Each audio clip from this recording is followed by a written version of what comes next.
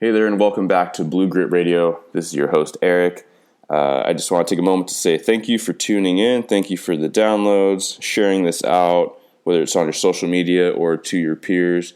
Really appreciate the feedback and support. So hopefully we can just get this out to more people, that it can be helpful for health and lifestyle aspects, as well as career-related things. So police, first responders, or your corporate job, a lot of it's going to have a carryover. So appreciate you once more. So a little update on this side of things is that I had a good holiday season. I hope you had the same. Things are going pretty well into the new year. I will admit that things have been pretty hectic.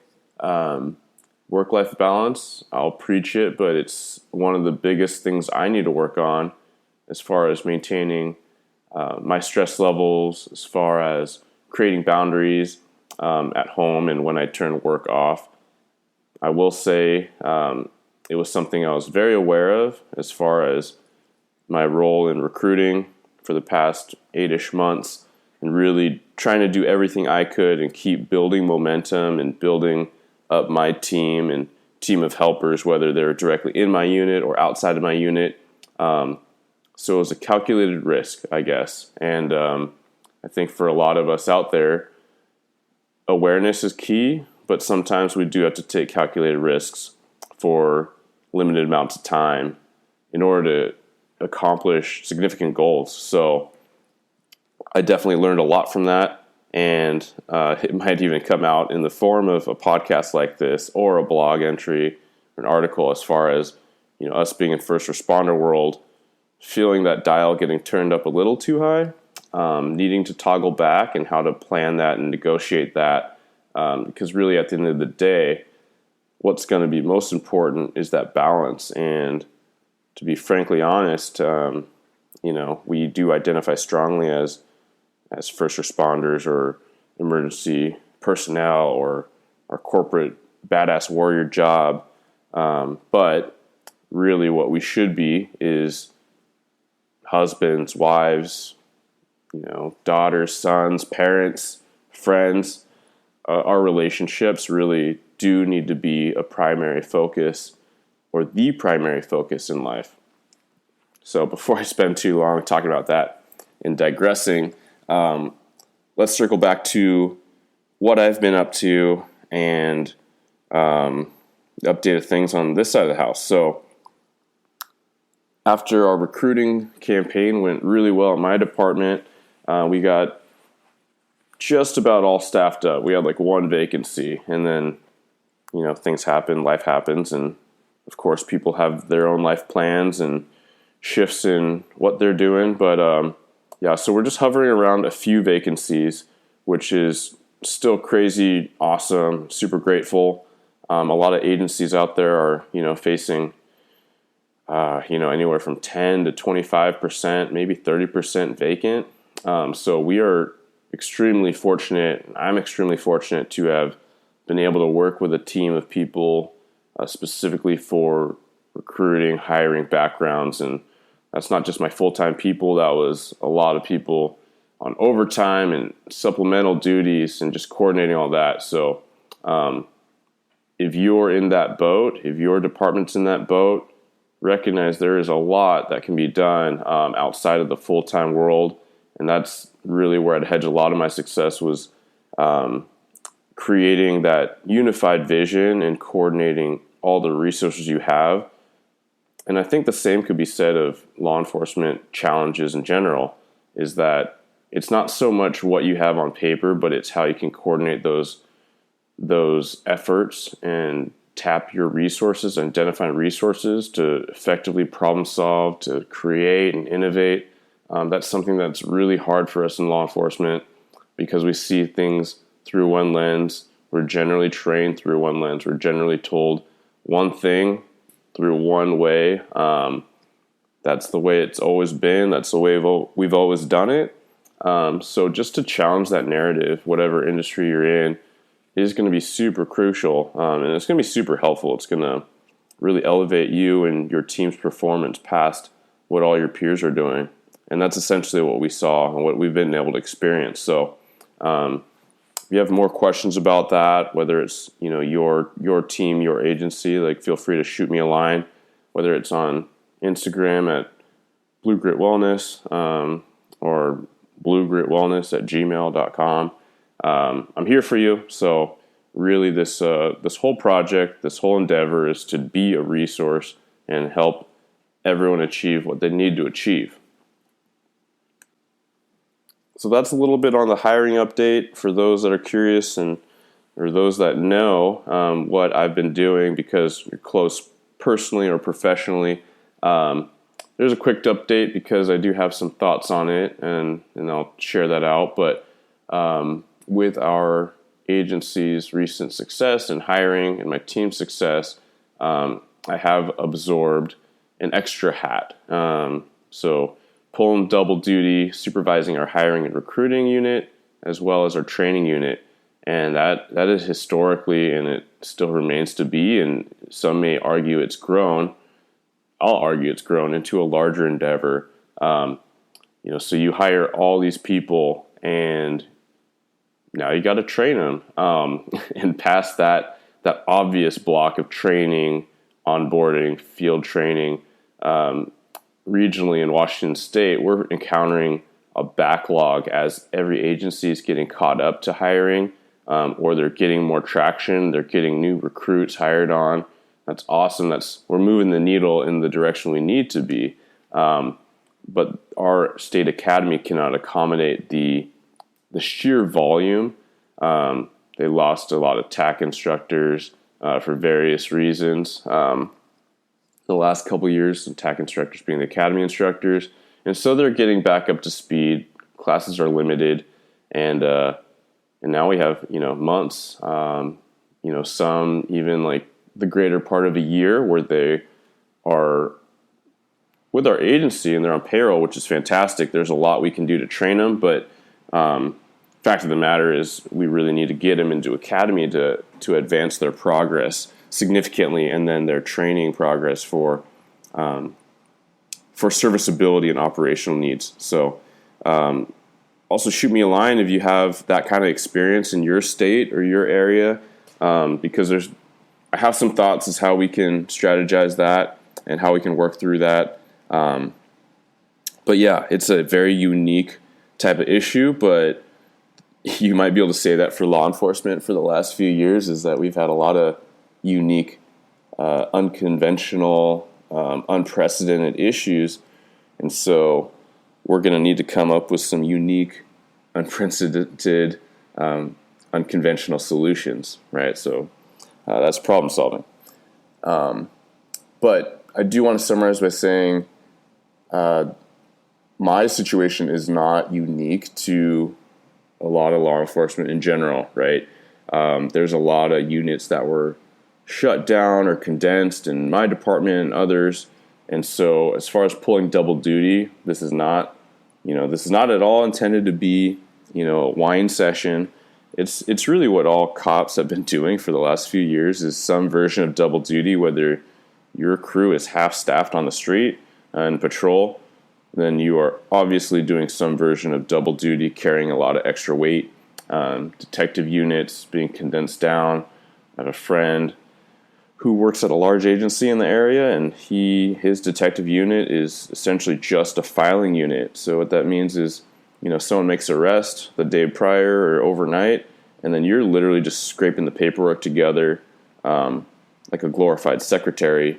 You might be adding on a little bit of certifications here and there, some notes, packaging it all up and getting it to the prosecutors. But he shared with me that unit can't even maintain the physical arrests that are made. So out of all the arrests that are made and all the people that are arrested, a lot slip through the cracks, and then the paperwork doesn't get done, so they just get released straight up. They go to the judge. There's no paper. Then they're out, which is obviously super frustrating for anyone in the criminal justice world. Super frustrating for the community, stakeholders. But unfortunately, I hate this phrase and I also love it. But it is what it is. You can only do what you can. And this is a unit that would love to be actively working cases, actively seeking leads, making contacts, right? But it's where we're at, and it's going to take a little bit of time before, as an industry, we're caught up. And certainly agencies will vary depending on their public support, depending on their relationship with their city governments, or community governments, certainly with their administration and their culture and jiving through their purpose. So all those things. So that's my little update. It's presented some unique challenges, but definitely opportunities to grow. And I hope that everyone listening, although we get frustrated and we can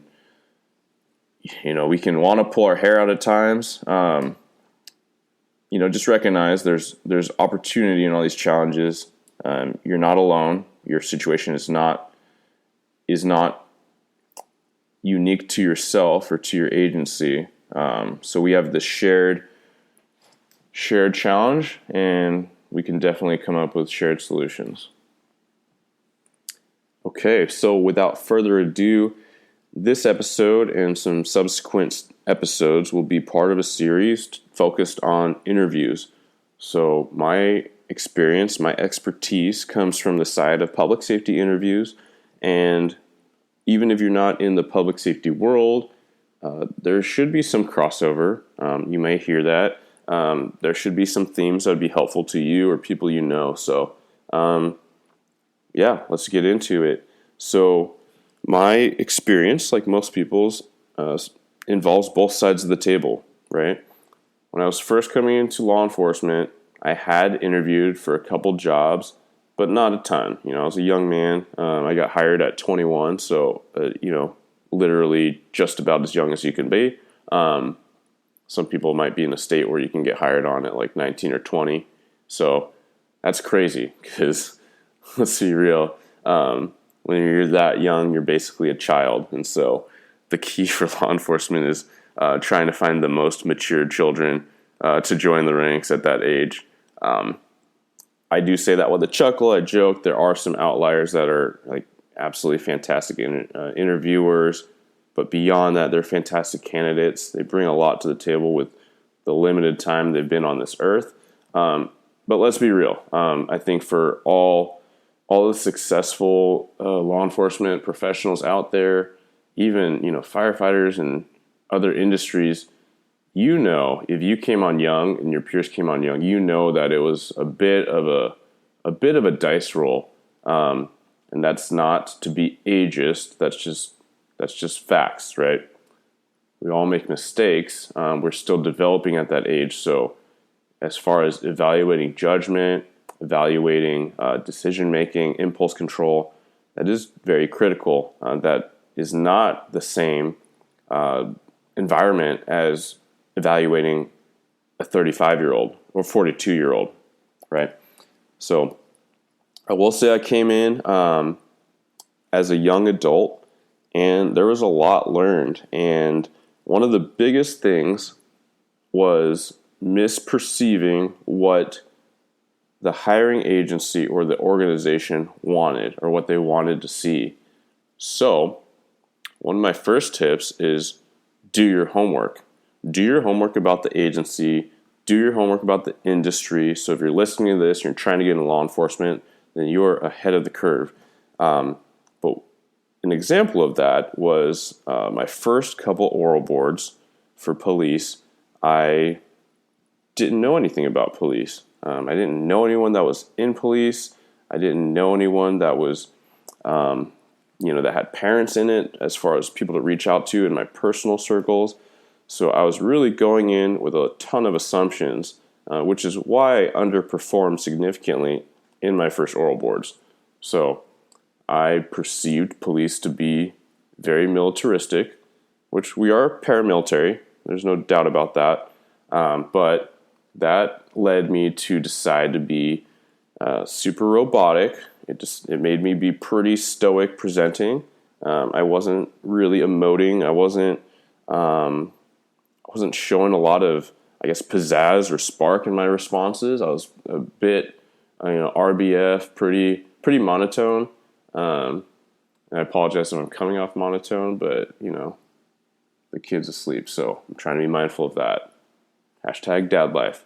But yeah, I was rigid in my body language.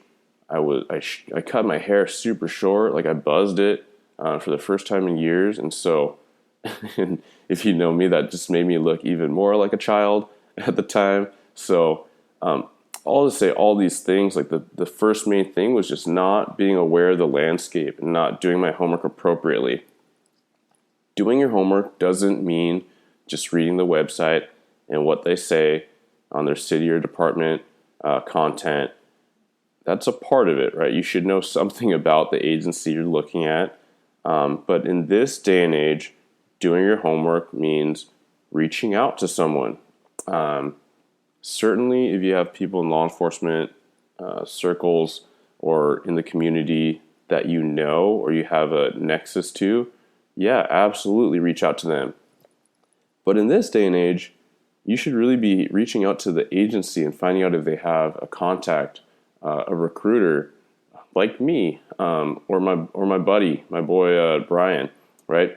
So for some larger agencies, that is someone's job. For some cities, towns, that might be a civilian. It might be like an HR representative, someone with civil service. For others, it might be kind of this go-to police officer, someone in a hybrid role, someone wearing an extra hat. But regardless, reach out and try to set up a meeting, try to set up a call. This will do two things, right? One, and we talked about this in prior, but for the agency, they should be showing their best selves. They should be showing their culture. They should be engaging. And if they're not, then that might tell you something about whether you want to be there or not.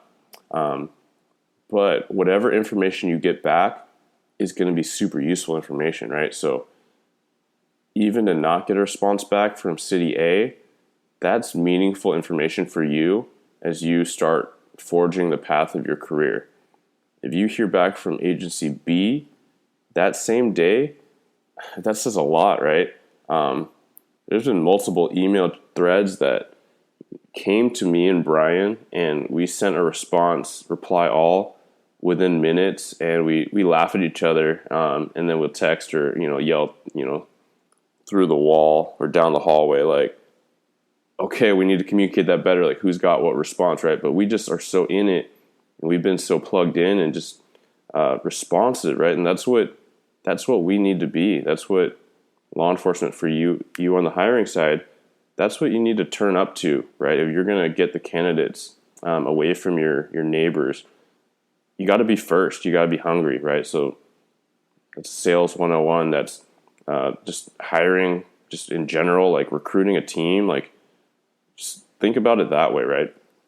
But going back to the candidate side, right? Do your homework. Try to set a time. Just try to meet as many people as you can. Get a sense of what the agency is about. Ask the person. Ask the representative, the recruiter, the officer. Ask her what makes this organization different. Like, what are you all driving towards? What is the vision of the average officer? What are the prerogatives of patrol? What are the prerogatives of the chief? Just get that sense in layman's terms so you can conceptualize it. You can form your response and how you visualize yourself contributing to that with your specific insights, with your specific experience, with your life experience, with your personal values and characteristics. Like, how does that all meld together to make you the best candidate, to make you the best asset? And really, by getting that context, it's going to help you form all those responses down the line when you're at the interview table. All right, so that was doing your homework. The next prong I want to talk about is being professional and showing your best self. So we haven't even talked about the interview, but let me start off by saying, even with the last point, when you reach out, you've already started the interview, right? You have officially begun this interview process. And if you think about it that way, you're going to be best set up for success. People are prejudicial. It is and I'm not talking about cops. I'm talking about human beings. It's a survival mechanism where you recognize a certain set of patterns, and you're like, that could be dangerous because I've noticed that pattern before, and that last time it was dangerous, or adverse to my goals, right? And then you notice another set of patterns, and that's super pleasurable. That's an awesome experience, right? So let me provide an example. So the first time you reach out and you write an email, and the email is poorly written, and I'm not just talking about grammatically, I'm talking about when you read the statement or question, the reader might not know what you're actually asking. And this has happened numerous times. This has happened with entry-level candidates. This has happened with experienced officers that are trying to come from their department to mine. And I read the email over and over in my head. I'm like, I'm not trying to be that guy. I really don't know what you're asking, right? And then it asks for a call, or it comes off really curt. And that's one issue. Or it asks for a call and doesn't leave a phone number. That's another issue, right? I'm like, are you really this lackadaisical? Or are you really this aloof? Do you really lack this level of intention or attention to detail?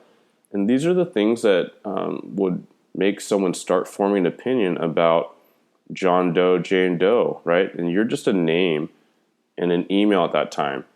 And then let's say you progress forward to just a casual meeting, a tour of the station, that kind of thing. And then you show up in sweatpants, or, and I'm not talking about the person that just got off of their job, wearing their construction vest. Like, there's a lot of props to that, right? You got a real life, you got a real world job. You're fitting in where you can. That's very different, right? And say, hey, I came from work. I came as quick as I could. Like, that shows this hunger that I will give points for. I'm not saying you have to fabricate some weird thing. Like, I just got off my construction job and saved a baby. That's why I'm sweating. What I'm talking about is just like life and just being understanding. But what I'm talking about is like, it's your day off, and you're like, yeah, it's my day off, and you look, you're wearing sweats. It looks like you just rolled out of bed, or you just came from the gym. Like, no, like, put your best self forward. Show yourself in your best way. And if you need to work on your emails, I mean, there's a correlation to the job. It's called report writing, and it's going to be a lot of your job. So start working on that, right? Put it into, do mind the autocorrect suggestions, right? Check them out. Look at resources like Grammarly. Look at resources like your friends that are good writers or academically experienced or gifted, right? So again, know your resources. Think about the job. Like, the job is problem solving. That's the majority of the job. So it's not having all the answers, but it's knowing where to find them. Asking mindful questions. There are such things as dumb questions. And what I mean by dumb questions are when the answers are right there in front of you if you just took a second to look. So with that, if you start asking about shifts, but then when you click the recruiting link on that department's website, that's one of the first things they talk about is the shifts, then that's a misstep. That's a stupid question. If you start asking about pay, what department is not advertising their pay right now, right? A better question could be, hi, I had a question about the pay. I saw it was listed as X.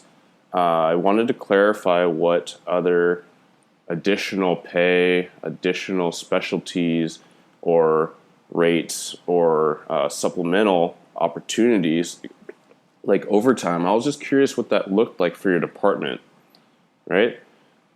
To an assessor, to a representative, that signals that you're having a real conversation in your head or with your family about this. You're doing the research. You're looking at the information and the content. You're just trying to clarify some things, right? When someone asks, what's a typical day like as a police officer, I'm not quite sure what to make of that. I'm not quite sure if you've never thought about it, or you've never looked at any resources or types of things, or I just don't know where you're coming from, especially when you put that in email. Because what are you expecting as a response? Are you expecting, this 3-page journal entry on what last Tuesday was for one of my guys?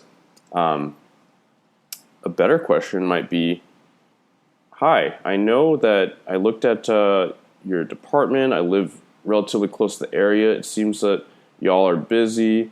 I just wanted to kind of talk about the average week of a patrol officer in your city as far as pace, as far as types of calls and call volume. These are things I'm trying to weigh out and trying to figure out what resonates with me. Is there an opportunity for a ride-along so I can see that firsthand and meet some officers? Again, it's just professionalism, right? It's showing your best self. It's coming off sharp, dialed in. If you don't feel like you're sharp and dialed in, like think of people in your circles that you think are sharp and dialed in, and then do more of that. Reach out to them, pick their brains, seek feedback, seek criticism, and then reach out and start planning, how you want to go about this whole thing. So professionalism, to recap, we're talking about how you show up in communication, whether it's an email or a voicemail, how you show up physically, like literally, visually to the person you're meeting, eye contact, a smile, a firm handshake, right? These are not unique to first responder world. These are just common interview tips, right? Just hit that Google machine and look for ways to show your professionalism and carry that over into your engagements. So again, a theme is it's not just when you show up in a suit and tie for your official oral board interview, but is when you show up, period. It's when you come to a candidate session, an info session, how you interact with the people facilitating it, how you interact with the people around you. Are you rude? Are you abrasive? These are things that I almost don't want to say because they should be little clues to the representative of when someone is discourteous or rude to another candidate. Like, we should be taking note of that, and we certainly have in our house. As far as taking mental or physical notes, like, hey, Johnny over there, it's kind of a D, right? And that's not someone that we want to move forward in our agency because we're seeing them organically, how they interact with their peers, being prospects to this job. And if they interact with their peers in this info session that way, I can only imagine what they're going to act like with the community, with a victim when they have that shiny badge on. So I hesitated to say that, but I also venture a guess that that D-bag is not listening to this. And if they are, they're not self-aware enough to recognize that that's them. So like most things, I think that you can give and provide the study guide. I tend to be one that I would prefer to give the information. And I truly think it's just going to make the better candidate show up their best way, and it's going to make your mediocre candidate show up still pretty mediocre. I can't fix that, right? And my information is certainly not going to fix someone's total flub ups. So if you think that I'm revealing, if you're a PD guy or gal and you think that I'm revealing all the trade secrets, then I definitely have a different opinion, and we'll leave it at that. The next thing I want to talk about is related to the prior, but it's being responsive.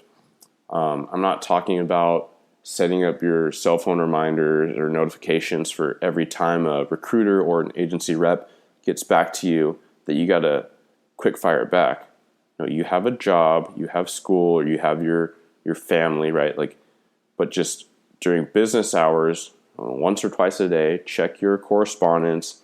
But not just how quickly you respond, be clear in your response, right? So your responsiveness to availability for an interview or availability for a ride-along, that should be pretty clear, right? So when you respond back, be courteous, be humble, and then just be clear, right? So say, If a recruiter's asking when you can come in, just throw it out there. Hey, thanks for reaching out. I really appreciate the opportunity. I am off Wednesday and Friday. I do work nights, so any availability to start a bit later, like midday, would be fantastic for me. Or even a night shift ride along would be great. And I truly am excited for that opportunity because I've done a day shift ride along with a different agency, so it would really help my understanding of the job, right? So I'm not talking about writing this big scripted thing. I'm just saying, like, just be clear so that the person on the other end knows what information they need to know and they can commence with moving forward, getting you scheduled.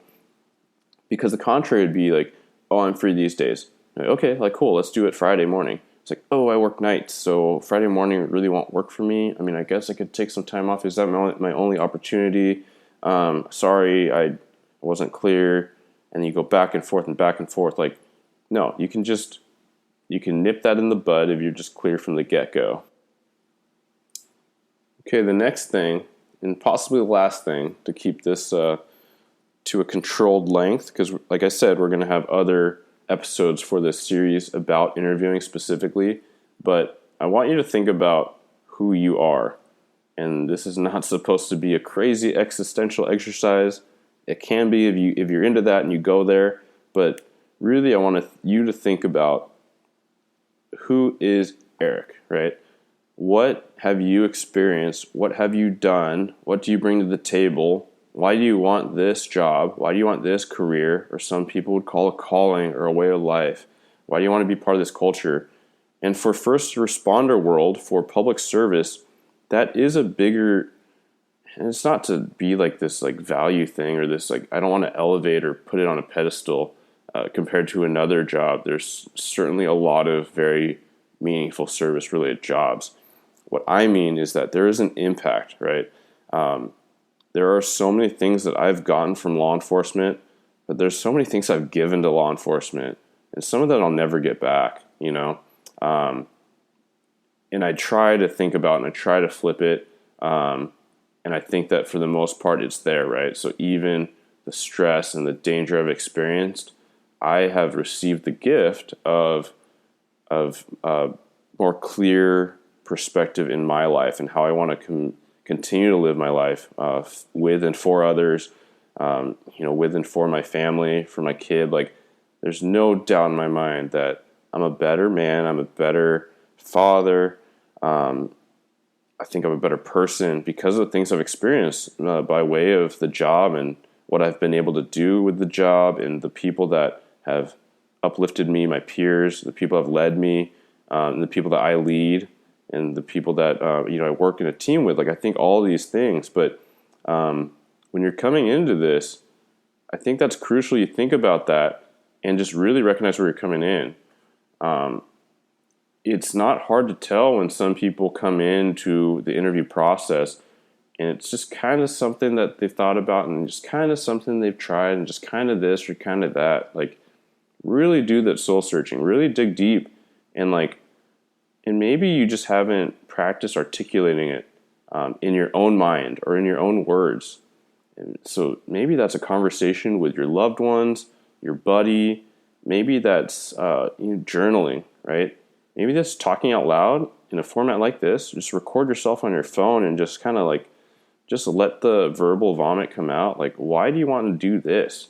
Why do you want the shift work? Why do you want the trauma? Why do you want the danger? Why do you want the potential psychological impact or the potential physical risk taking? And there's gonna be something there if you're a good candidate. There's gonna be that risk reward, right? We recognize risks, but we're willing to risk a lot to save a lot or to receive that big reward. So what is that? And to help people is not enough. You could do just about any job out there and be a very meaningful, productive family member, friend, member of society, to quote, a contributing person. You could volunteer some hours and do some community service and donate some money to this cause or that thing. that does make, those things do make you a good person. How you treat others makes you a good person. And you could treat everyone well, from any walk of life. So what we're talking about is, why do you want this job? And do not say because you want to help people, because that's not what this job does.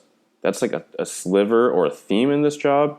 And there's so many other layers, right? But why do you want to do this job, right? Why do you want to do this job as opposed to being a teacher, which helps people, puts others first, invests in the youth and the community, right? Why do you want to be a cop as opposed to a social worker, which is in the grind, underpaid, undervalued, working with people in crisis, working at people in their time of need, right? I hear that a lot too, right? I want to be with people at their time of need. I want to help them in their most crucial times. There's a lot of other things that are roles that do that. Doctors, mental health professionals, counselors, therapists, youth leaders, community center staff, right? Like, you are seeing this like boots on the ground view of a lot of troubled youth, a lot of people with their experiences. They're going through a lot of trauma, right? And like, you could be affecting that from all these different angles, not just police. So why police? And really think about that. Like, think about what the job is, and it entails so many things. And maybe if you don't know all those things, and that's what you're doing, and that's what you're researching, that's totally cool, right? But there is something different about our job that is part social worker, is part mentor, is part coach, hopefully, right? Hopefully our cops are doing all those things, interacting with the community. But really, there's a lot more to it when you have someone charged with enforcing the law, someone charged with adjudicating and trying to negotiate these really tense situations the best you can with the laws, policies, trust given to you. There's a lot to be said for the job where you do carry actual lethal weapons, because other people out there carry actual lethal weapons and would do others harm, right? That is a very foundational crux of our job, my job, that is different than most jobs, right? So think about that. Think about why you want to do that. Personalize your response. Take notes. Talk it out with your friends, family, your clergy. Like, these are all very meaningful, not just for your interview, but for you to start in this career, right? And if you identify that, if you can conceptualize that, and if you can process that, it's not just a done deal. That's something that you'll need to revisit if you're going to be successful and healthful in your career. And it's something that I revisit frequently. And I've had the gift of doing that, because when I'm having these conversations as a recruiter, as a hiring sergeant, it is very front of mind. I ask those questions, I hear those responses, and it invigorates me. And the people we hire, now I'm interacting with them, and to see that spark and be able to help that along or help mentor that invigorates me. And when I'm asked of my story, or I offer my story, those reminders to my purpose, it invigorates me, right? So it's a work in progress. Like any craft, like any art, like any vocation and endeavor, it needs to be revisited, refined, and reminded, right? You need to remind yourself of that. So I'll leave you with that. Do that soul searching, take those notes, and stay tuned for additional conversations on interviews. And if this was a little bit all over the place for you, that's okay. But stay with me, because the other following sessions are going to be a lot more concrete as far as what to expect, how to prepare, the types of questions you'll encounter. So I do think that it's worth thinking about these bigger themes first, Too often, I've read articles and I've heard advice that's just a little bit too brass tacks, and I think that it's pertinent to talk about these things, especially in this industry of law enforcement. So, if you like what you heard, please give me a good rating. If you're on, Apple Podcasts or whatnot, please share it out. Please share it out with your people, your team. The translation for people in the industry already, for sure, is interviewing into specialty positions or promotions, because all these themes will carry over. So, again, I appreciate your support. Ratings, likes, shares, all that. It helps with the algorithms and helps me be more, reachable and more discoverable in the giant space that is this crazy digital world we live in. So, again, thank you for your time, and I appreciate all the feedback. If there's anything that you wanna hear about, shoot me a line, and we'll talk later.